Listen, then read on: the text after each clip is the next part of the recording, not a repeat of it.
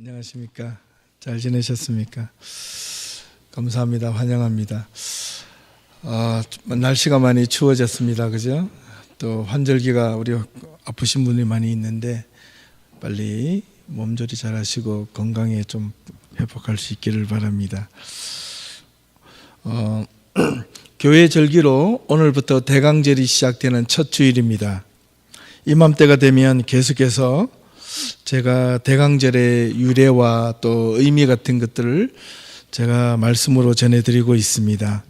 사람들은 대부분 매일 하루의 계획을 세우고 또 어떤 사람들은 또 한 달의 계획을 세우고 또 1년의 계획을 세우고 또 나아가서 몇 년 아니 또 수십 년의 어떤 긴 어떤 인생의 계획을 세웁니다.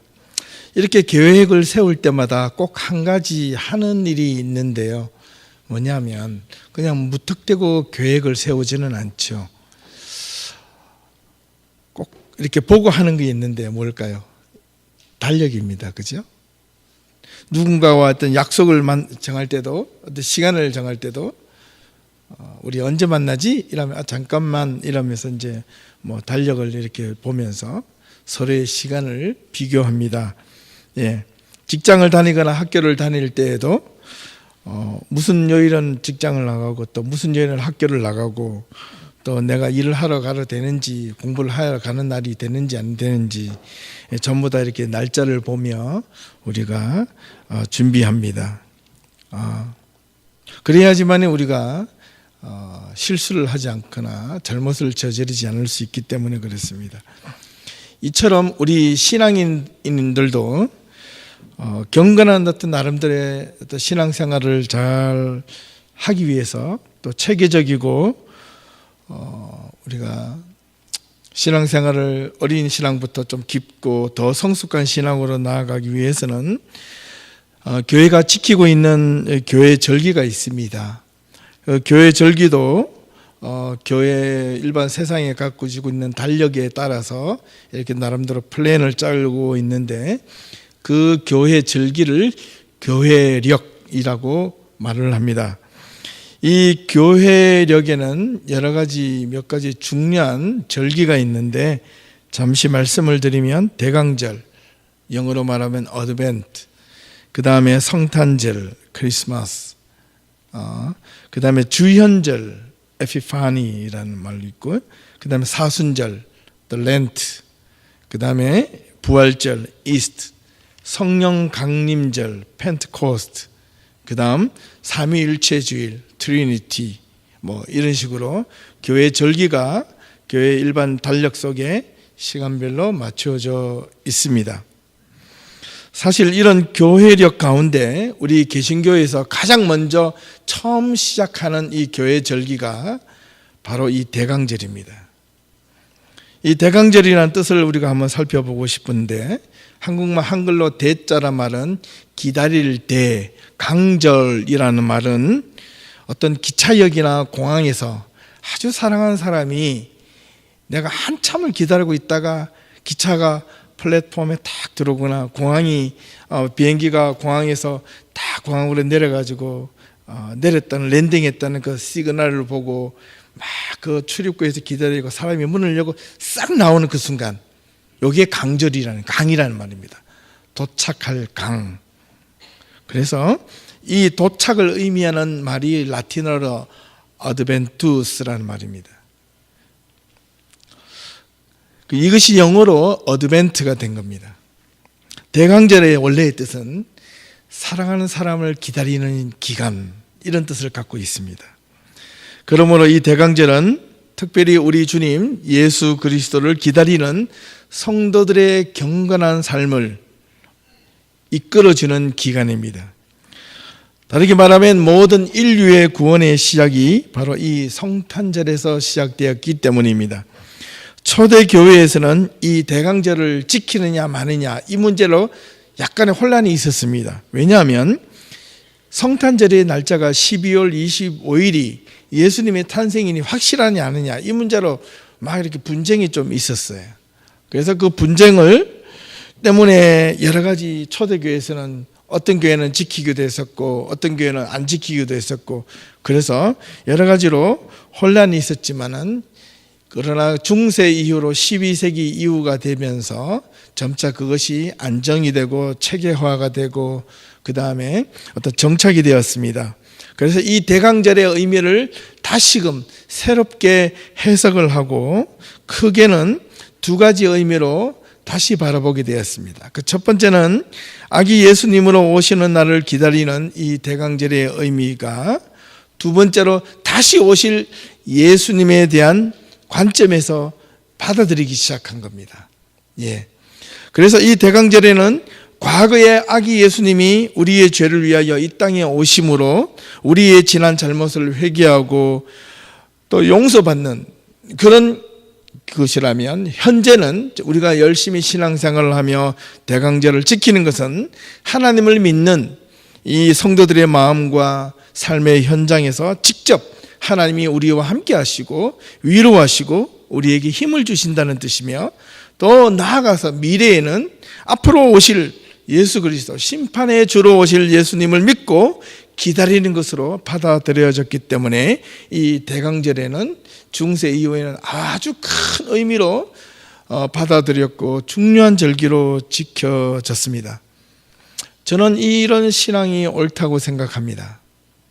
그러므로 이 대강절의 참 의미는 우리가 진실로 사랑하는 예수님을 온 마음을 다해 간절히 기다리는 마음을 갖는 기간이 되어야 하겠습니다. 단지 성탄절과 연말연시가 겹치다 보니까 사람들이 종종 마음이 들뜨게 돼요. 또 흥분도 하게 되고, 그렇게만 되면 감정만 이렇게 들들 뿐입니다. 또 이렇게 북미 쪽에 살다 보니까 이 연말이 되면 웬 놈에 이렇게 세일을 많이 하는지요, 그죠? 엊그제부터 보니까 이 블랙 프라이데이, 또 내일부터는 뭐 사이버 머니 데이, 뭐 조금 지나면 박싱 데이, 뭐 웬 놈에 이렇게 그죠? 세일을 많이 하는지. 사람들은 그 박싱 데이 때 물건을 좀 싸게 사려고 줄을 서고, 그죠? 예. 저도 처음에 캐나다 왔을 때 첫 크리스마스를 봤는데 사람들이 저보고 꼭 이야기하는 게 박싱데이 때 사라는 거예요. 그런데 늦게 가면 없다는 거야. 무조건 일찍 가라는데 제가 일찍이라는 시간을 감을 못 잡았습니다. 그래서 10시쯤 가면 일찍 가겠지 싶었는데 가니까 동이 다 나왔어요. 줄을 새벽부터 서고 있었다는 이야기를 들었습니다. 그만큼 열심을 가지고 물건을 사려고. 그런데 사실 이 대강절과 성탄절의 의미는 점점 그렇게 상업화가 되어가고 뭔가 이렇게 사람들이 노는 놀이 문화로 바뀌어가다 보니까 점점 이 대강절과 성탄절의 의미가 사라져버리고 있습니다. 안타깝죠. 대강절에는 분명히 우리의 잘못된 죄를 회개하고 우리의 죄를 용서해 주시기 위해서 이 땅에 아기 예수로 오신 예수님의 그날을 기다리는 시간들입니다. 왜 예수님이 아기 예수로 오셨는가? 무엇 때문에? 나중에 우리들을 위하여 십자가에 못 박혀 돌아가시기 위해서 이 땅에 오셨다는 겁니다. 그러면 아기 예수님의 그 모습이 얼마나 높고 높은 왕의 자리를 버리시고 하늘 보좌를 버리시고 이 땅에 오신 그 예수님의 그 마음을 생각한다면 우리가 좀 더 이 대강절을 의미 있게 지킬 수 있어야 하겠습니다. 이 대강절은 성탄절 4주간을 그 절기로 지키고 있는데요. 교회는 매주 한 개씩 촛불을 더하여 밝히는데 그 의미가 있습니다. 우리도 앞에 초를 하나 오늘 첫째 주일이기 때문에 켰습니다. 그 하나하나 켤 때마다 의미와 상징하는 게 있습니다. 첫 번째 주에 초를 밝히는 그 의미는 희망을 상징합니다. 희망. 두 번째 밝히는 초의 의미는 다음 주인데요, 평화를 상징하고, 세 번째 주에 밝히는 초의 의미는 기쁨을 상징하고, 네 번째에 밝히는 초의 의미는 사랑을 상징합니다. 그리고 마지막 다섯 번째 한가운데 초를 밝히는 것은 이 땅에 오신 빛으로 오신 예수 그리스도를 상징하는 말입니다. 그래서 우리도 교회 절기에 따라서 매주 대강절 첫째 주에 초를 하나, 두 번째는 2개, 세 번째는 3개, 4개 이렇게 켜고 있습니다. 하늘 높은 영광 보좌를 버리시고 낮고 천한 이 땅에 오신 예수님, 그것도 누울 곳 하나 없어서 말구이에서 태어나신 아기 예수님의 모습을 기다리는 이 대강절의 의미가 그냥 단순하게 의미 없는 기다림이 아니라 분명한 약속의 기다림으로 우리는 기다릴 수 있어야 하겠습니다.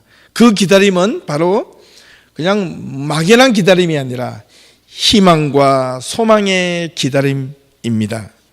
오늘 본문이 들어있는 이사야서에는 이사야 선지자가 무너져가는 이스라엘, 즉 남유다가 완전히 멸망할 것이라는 것을 예언을 하였던 내용인데, 이스라엘 백성들이 멸망을 해도 어떻게 멸망하느냐, 아주 처참하게 비극을 맞이할 것이라는 예언이었습니다. 무서운 말이죠. 돌 위에 돌 하나라도 남김없이 무너뜨리는 그런 비극에 비극을 더하는 파멸의 예언이었습니다. 그 이유는 이스라엘 백성들이 하나님을 버리고 떠났을 뿐만 아니라 겨우 하나님 앞에서 예배를 드리고 제사를 드린다 해도 그저 형식적인 제사와 예배를 드렸기 때문에 하나님은 그것을 탐탁하지 못하게 여기셨고 안타까워 여기셨던 겁니다. 하나님 앞에 나와 예배를 드리는 모든 이스라엘 백성들이 마음으로 하나님을 바르게 믿고 의지한 것이 아니라 그저 세상의 탐욕에 빠져있는 바알을 섬기듯 물질과 삶의 풍요에만 관심을 가지는 그런 하나님으로만 받아들였기 때문에 그렇습니다.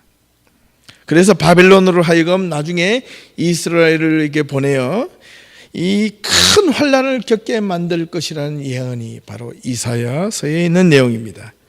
그런데 그럼에도 불구하고 하나님은 이 이사야 선지자를 통하여 그 가운데서도 하나님의 백성들을 위로하고 또 위로하라라고 말씀하고 있는 내용이 오늘 본문에 있는 내용입니다.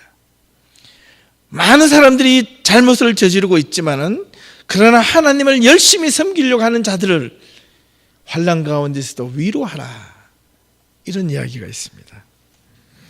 특별히 오늘 본문 40장 1절에서 8절까지 말씀이 희망의 말씀이 들어있는데, 시들고 병들어가는 이스라엘 백성들에게 희망의 메시지를 선포했듯이 오늘날 우리들의 삶의 중심에 때로는 우리가 삶에 허덕이면서 삶의 문제 앞에서 마음이 병들고 삶이 고단하고 지치고 힘들고 무언가 슬픔에 빠져 있는 모든 하나님의 백성들에게 오늘 주시는 이 말씀이 위로와 희망의 메시지가 될 수 있기를 바랍니다. 너희들이 하나님이 나를 버리고 떠났을지라도 그러나 다시 돌아오면 내가 너희를 위로하고 또 도와주리라는 말씀입니다. 그 위로와 희망의 말씀은 오직 하나님의 말씀뿐임을 우리는 오늘 본문을 통해서 확인할 수가 있습니다. 그래서 특별히 6절에서 8절 말씀을 읽으면 얼마나 우리 인간이라는 사람 자체가 보잘것없는 인간이고 또 하나님의 말씀이 얼마나 위대하고 우리에게 큰 힘과 위로가 되는지 모릅니다. 6절에서 8절에 있는 말씀을 제가 한 번 더 읽어보겠습니다. 혹시 한번 보여줄 수 있나요? 모든 육체는 풀이요 그의 모든 아름다움은 들의 꽃과 같으니 풀은 마르고 꽃이 시들면 여호와의 기운이 그 위에 불미라.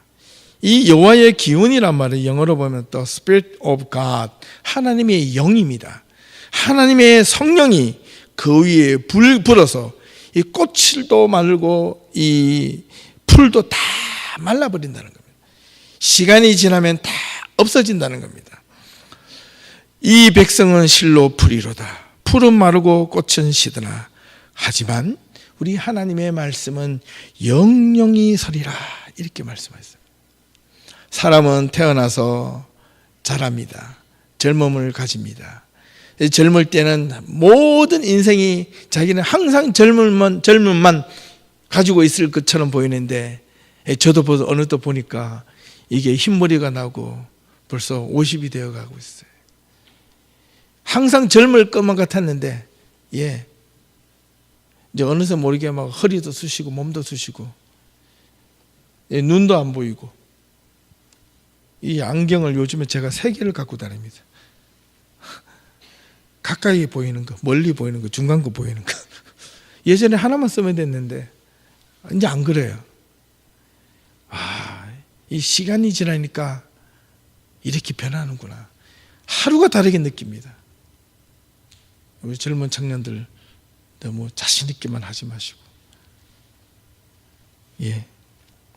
사람의 모든 육체는 풀과 같고 아름다운 꽃과 같지만 그러나 때가 되면 꽃도 시들고 풀도 마른답니다. 사람이 갖고 있는 젊음도 언제나 영원할 것처럼 보이지만은 그러나 조금만 지나면 이게 나이가 들고 힘도 못 쓰는 때가 온답니다. 내가 가지고 있는 이 아름다움도 시간이 지나면 내 아름다움은 어느새 모르게 사라져 버린답니다. 그러나 영원토록 변함없는 것이 한 가지가 있는데 그것이 하나님의 말씀이라는 거예요. 이게 하나님의 말씀은 결코 시들거나 마르지 않고 영원토록 있다는 그 자체가, 우리는 그 하나님의 말씀을 믿고 따른다는 것이 얼마나 우리에게 큰 위로와 힘 그리고 희망이 되는지 모릅니다. 이 말씀을 하기 위해서 이스라엘 하나님은 이 1절과 2절에서 이스라엘 백성들에게 하나님의 말씀으로 위로하고 또 위로하라, 말씀밖에 위로할 것이 없다라고 이야기하고 있는 겁니다. 삶의 고난과 고통에서, 우리가 삶의 절망 앞에서 우리가 받을 수 있는 가장 큰 위로는 무엇일까요? 그것은 바로 희망이라는 단어입니다. 희망이 없는 삶은 그 자체가 죽은 겁니다. 절망입니다. 그러나 아무리 어렵고 고통스럽고 절망과 좌절 속에 빠져 있더라도 그 속에 희망이 있는 자에게는 결코 포기하지 않습니다. 아무리 어렵고 힘들어도 그곳에서 견디는 힘이 있다는 겁니다. 남아프리카 공화국 대통령을 지냈던 흑인 인권 운동가였던 넬슨 만델라 대통령이 그의 젊은 청춘을 감옥에서 보냈습니다. 27년 동안 기약 없는 긴 감옥살이를 보내야 했습니다. 만델라가 감옥에 갇혀 있을 때 만델라의 딸이 결혼하여 아이를 낳았습니다. 그래서 그녀의 딸을 데리고 아버지인 만델라에게 면회를 왔습니다. 이때 만델라의 딸이 아버지에게 자신이 낳은 딸의 이름을 지어달라고 아버지에게 부탁을 했습니다. 이 만델라는 주저없이 그 손녀의 이름을 희망이라고 지었습니다. 그러면서 이 아이를 보면서 너는 영원한 희망이야. 나도 이 감옥에 있는 동안 나는 단 한 번도 나의 곁에서 희망이 떠난 적이 없었고 희망을 포기한 적이 없단다. 앞으로도 희망이 나의 곁을 떠나지 않을 것이고 너도 영원토록 희망을 떠나지 않게 하기 위해서 희망이라는 이름을 지어주마. 희망이라고 지었다는 겁니다. 만델라가 27년간의 감옥살이를 마치고 석방되는 그날, 남아프리카 공화국에 있는 전체에 있는 TV가 생중계로 교도소에서 나오는 만델라를 생중계로 취재했습니다. 그때 그 모습의 만델라는 자기가 27년 동안 살았던 그 억울한 감옥살이에 대한 분노가 아니라 너무나도 평안하고 기쁨과 또한 희망으로 가득 차 있었습니다. 그런 이후에 대통령이 된 이후에도 자신을 그렇게 모질게 학대하고 괴롭힌 자들을 결코 보복하거나 미워하지도 않았습니다. 그렇게 할 수 있었던 것은 만델라에게 오직 모든 것은 다 자기 곁을 떠나도 그 곁을 지켰던 하나의 단어, 희망이라는 단어가 그 곁에 있었기 때문에 그는 어떤 고난과 괴로움에도 포기할 수 없었다라고 말하였습니다. 언제 어떻게 기약 없이 이 감옥을 나갈지도 모르는 막연한 기다림은 이 만델라에게 절망이 아니라 바로 또 다른 희망의 기다림이었다는 겁니다. 희망을 포기하지 않고 기다리니 참 자유와 기쁨을 그는 더 크게 가져다 준 것이라고 말하였습니다. 참된 인내의 기다림은 절망을 뚫고 새로운 희망으로 나아가게 하는 힘을 가져다 줍니다. 마찬가지로 우리가 성탄을 기다리며 준비하는 이 대강절의 의미는 예수님의 탄생을 기다리는 것이 바로 희망을 기다리는 것과 같아야 합니다. 영원한 죄에서 구원해 주실 메시아의 탄생이야말로 이 억눌리고 소외받은 자들에게 영원한 희망이 아닐 수가 없기 때문에 그렇습니다. 그 시대에 수많은 사람들 가운데 가장 소외받으며 살았던 목자들에게 가장 먼저 하나님의 천사들이 찾아가서 아기 예수님의 탄생을 예고하였던 이유는 바로 절망과 고통과 억압 속에서 살 수밖에 없었던 사회적인 약자에게 영원한 희망을 주신 분이 바로 예수 그리스도이시기 때문에 그렇습니다. 하지만 이 예수 그리스도의 오심을 희망의 기다림으로 기다리고 있었던 사람들이 있었던 반면 예수님의 오심을 두려워하는 자들도 있었습니다. 그들은 바로 권력자였고 포악자였으며 세상을 자기 마음대로 살아가는 자들이었습니다. 누구일까요? 그들이 바로 헤롯 왕이었고 대제사장들, 사두개인, 바리새인들이었습니다. 예수님이 이 땅에 오셨다는 소식을 두려워 헤롯은 아기 예수 한 명을 죽이기 위해서 그 자기 지역에 살고 있던 2살 이하의 사내아이를 모두 죽이는 그런 비극을 저질렀던 인물입니다. 헤롯은 아기 예수가 태어난 것을 두려워했습니다. 그래서 죽이고자 했던 겁니다. 이 땅에 메시아로 오신다는 것이 두려웠습니다. 예수님이 이 땅에 오셔서 하늘나라의 복음을 선포하고 다녔을 때 가장 싫어하고 두려웠던 자들이 누구였습니까? 사두개인들과 바리새인들이었습니다. 도리어 가난한 자들과 소외받은 자들, 과부와 창녀들, 어린아이들은 예수님의 그 말씀을 듣고자 절절 따라다녔지만 예수님이 전하셨던 그 말씀 한마디에 길을 거슬리며 싫어했고 불편했고 도리어 그를 죽이고 싶었던 자들이 바로 사두개인과 바리새인들이었습니다. 그래서 이스라엘 백성들을 충동하여 십자가에 못 박혀 죽인 자들이 바로 그들이 아니었습니까? 그들은 힘도 있었고 권력도 있었고 가진 것도 많았는데 왜 그들은 목자들과 달리 두려워했을까요? 왜 예수를 두려워했을까요? 가진 것 하나 없이 그저 먹고 살기 위하여 허덕이는 사회에서 가장 낮은 위치로서 지위로서 살아가며 밤마다 양떼를 지키며 살아가기 위하여 그들의 목자들의 잠자리는 하늘을 지붕 삼고 땅을 요를 삼아 그들이 밤새도록 양떼를 지키며 떨며 추운 비바람을 맞으면서도 외롭게 소외받으며 살았지만 그들에게 전해진 아기 예수님의 탄생의 소식은 영원한 희망의 선포, 영원한 희망의 메시지였지만 그러나 따뜻한 왕궁에서 왕이라는 힘과 권력을 마음대로 지니고 있었던 헤롯과 종교적인 가장 큰 권력을 가지고 있었고 마음 놓고 정죄할 수 있었던 제사장들과 사두개인과 바리새인들은 왜 예수님을, 그것도 어린 아기 예수를 두려워했을까요? 무엇 때문에? 그들이 도대체 무엇을 그리 잘못하였길래 예수님을 두려워했다는 말입니까? 이유는 분명합니다. 헤롯의 경우에는 왕이잖아요. 생각해 보십시오. 왕이 누군가를 기다린다는 것은 말이 안 됩니다. 신분이 낮은 자들이 왕을 기다려야 되잖아요. 왕은 모든 스케줄에 따라서 자기가 하고 싶은 대로 하는 것이 왕입니다.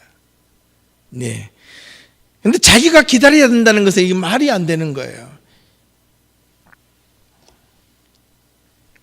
왕이 가는 시간과 모든 일정에 맞추어 일반 사람들 길도 비켜줘야 되고, 또 왕이 지나갈 때마다 만날 때마다 왕을 기다릴 줄 아는 사람인데, 근데 왕은 기다릴 필요가 없는 사람이에요. 기다림과 희망이 왕에게는 없는 사람이 왕입니다. 다르게 말하면 힘이 있는 자일수록 기다릴 줄 모르는 자들입니다. 아시겠어요?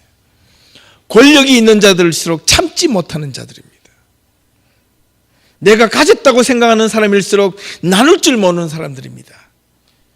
진정한 나눔은 없는 가운데서 나눌 수 있는 사람들이고, 진정한 사랑은 사랑을 받아서가 사랑을 해주는 것이 아니라 사랑을 못 받았기 때문에 사랑을 주고 싶어하는 마음이 생기는 자들입니다. 권력이 있기 때문에 권력을 나눠주지 않습니다. 권력은 탐욕과 같은 것이고, 돈도 탐욕과도 같은 것이기 때문에, 욕망과도 같은 것이기 때문에 가지면 갈수록 더 많이 가지기를 원하는 것이 인간의 본심이지만, 그러나 낮고 천한 사람들의 마음은 서로의 마음을 이해하고 서로를 돌봐줄 줄 아는 자들이었습니다. 목자들은 가진 것이 없었지만 예수님의 오심에 대해서 기뻐하였고 예수님을 보기 위하여 달려갔었지만, 헤롯은 자기가 가지고 있었던 것이 빼앗길까 봐 그것을 지키기 위하여 예수를 죽이고자 했던 겁니다. 기다릴 이유를 모르는 자에게 예수님을 기다린다는 것은 어처구니가 없는 것과 같습니다. 이처럼 오늘 우리들의 신앙도 너무 조급하지 않게 자기의 가진 신앙을 다른 것에 기대하지 않고 자신의 힘과 권력만 믿고 자기가 살아온 삶의 신앙의 스펙만 믿고 거기에 의존하면 예수님을 기다릴 이유가 없는 겁니다. 성급한 자의 신앙은 자기 중심적 신앙밖에 될 수가 없습니다. 사두개인과 바리새인들의 신앙이 바로 자기 중심적 신앙이 아니었겠습니까? 사랑하는 우리 예담 성도 여러분, 진정한 신앙, 진정한 믿음은 인내를 가지며 기다림의 신앙입니다. 우리가 1년에 공식적인 예배는 52주, 52번을 예배 드리는데 금요예배까지 합치면 한 100번이에요. 1년 365일 중에 3분의 1도 되지 않습니다. 우리가 매주 교회에 나와서 예배를 드린다는 것은, 매주 나와서 예배를 드린다고 매주 하나님 앞에 큰 감동이나 은혜를 받는 것은 아닙니다. 우리가 그의 비유로 가끔 드는 것이 있는데, 여러분 그 프로야구 선수들이 타율이 확률적으로 몇 할이 되면 아주 잘 치는 야구 선수가 됩니까? 3할이면요 대단한 선수가 돼요. 10번 나와서 타석에서 3번을 안타를 치면 그게 아주 훌륭한 선수가 된다니까요. 몇 천만 불의 그런 위대한 야구 선수가 되는 겁니다. 10번 나와서 3번 은혜를 받는 것이 힘들다니까요. 여러분 교회에 나와서 10번 나와서 3번 은혜 받는 것이 정말 쉽지 않습니다. 그런데 사람은 그런 기대감이 있어요. 10번 나오면 10번 다 치고 나가야지, 안타 치고야지, 홈런 쳐야지. 오늘 내 인생에, 오늘 주일날 교회 나와서 예배 드리면 하나님 말씀을 듣다가 내가 인생에 뭔가 반전이 있어야 되지, 이런 기대감을 갖고 나오는, 그게 나쁜 것은 아니지만은, 그러나 실제로 그것이 기대감을 갖고 왔다가 그 기대감이 무너졌을 때에 우리가 얻어지는 그 패배감은 얼마나 큰지 몰라요. 하나님을 향한 기대감이 무너질 때마다 패배감은 하나님을 향한 불신으로 가기 때문에 그렇습니다. 그러나 우리가 10번 나와도 단 한 번도 안타를 치고 못하고 간다 할지라도, 한 번도 은혜를 받지 못하고 간다 할지라도, 그러나 끝까지 포기하지 않겠다는 기다림의 믿음과 신앙과 삶이 있다면 언젠가는 한 방에 구회의 말 투아웃에 말로 홈런을 칠 때도 있을 겁니다. 그는 언제 올지 몰라요. 여러분, 대강절은 기다림의 신앙을 배우는 기간입니다. 그것도 희망의 기다림을 배우는 시간들입니다. 누가복음 2장 22절에서 27절을 보니까 한평생 이 땅에 언제 오실지 모르는 메시아를 포기하지 않고 희망 가운데 평생을 살았던 성경의 한 인물이 있는데 그 이름이 바로 시므온입니다. 그가 나이가 들어서 결코 죽기 전까지는 내가 죽을 수도 없었던 것은 예수를 메시아를 만나기 전에 결코 죽지 않겠다고 확신하며 끝까지 기다렸던 자가 시므온인데, 근데 그가 나이가 마지막 인생의 종착지에서 예수를 만나면서 그의 인생의 기다림의 모든 순간을 예수님을, 아기 예수님을 한번 만남이라고 다 해소가 됐습니다. 아기 예수님을 만나고 예수님을 품에 안고 기쁨과 감사의 찬양을 드렸던 이 시몬, 그런 몸이 쇠하고 육체가 시들었지만, 비록 늙은 노인의 모습이었지만 그의 눈과 그의 행동과 그의 정신에는 한치 흐트러짐이나 취한 모습이 없었고 세상에서 가장 행복하고 가장 희망에 찬 사람이었습니다. 대강절을 기다리는 우리들의 믿음과 신앙은 희망을 가지고 기다리는 신앙이 되어야 하겠습니다. 아무리 교회가 어렵고 힘들고, 아무리 집안이 어렵고, 아무리 내 자신의 삶이 답답하고 힘들고 어렵더라도 희망을 가지면 되살아날 수 있습니다. 우리의 삶이 아무리 고단하더라도 희망을 잃지 않으면 언젠가는 반드시 기쁘고 웃을 날이 오게 될 것입니다. 대강절은 희망을 기다리는 연습을 하는 날입니다. 아기 예수님은 우리의 희망 그 자체입니다. 여러분, 어린아이들 한번 보십시오. 뭐 불안이 있나요? 근심이 있나요? 그저 보기만 해도 기쁩니다. 우리는 목자와 같이 세상에서 버림받고 소외받고 때로는 부족하기에 예수님만이 우리에게 희망이 될 수가 있습니다. 내 신앙, 내 믿음이 부족하다 할지라도 희망만은 포기하지 마십시다.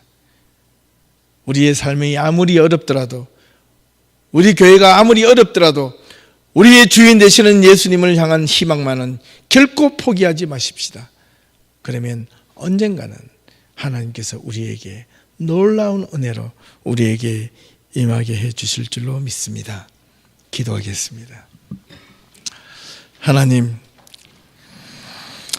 감사합니다. 대강절의 기다림은 희망의 기다림입니다. 절망과 좌절의 기다림이 아니라, 의미 없는 기다림이 아니라 새로운 생명을 기다리고 새로운 기쁨을 기다리고 새로운 소망과 희망을 기다리는 이 기다림 기간 동안 우리의 삶이, 우리의 믿음이 더욱더 경건하게 주님 앞에 다가갈 수 있도록 인도하여 주시옵소서. 아무리 우리의 삶이 힘들고 고난스러워도, 척박하고 내 마음대로 내 뜻대로 내 생각대로 내 믿음도 잘 이루어지지 않고 성장하지 못한다고 느껴질지라도, 그러나 하나님을 향한 믿음, 하나님을 향한 소망만큼은 포기하지 않도록 하나님 저희들 강건하게 붙잡아 주시옵소서. 예수님의 이름으로 기도하옵나이다. 아멘.